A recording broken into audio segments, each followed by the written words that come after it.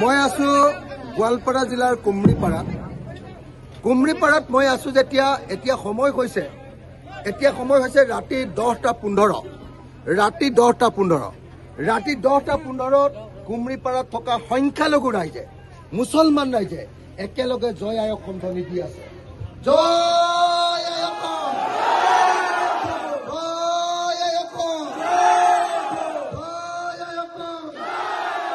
হিন্দু মুছলমান এক হোক, এক হোক, এক হোক। হিন্দু মুছলমান এক হোক, এক হোক, এক হোক। জয় আই অসম, এক হোক। জয় আই অসম, এক হোক। জয় আই অসম, এক হোক।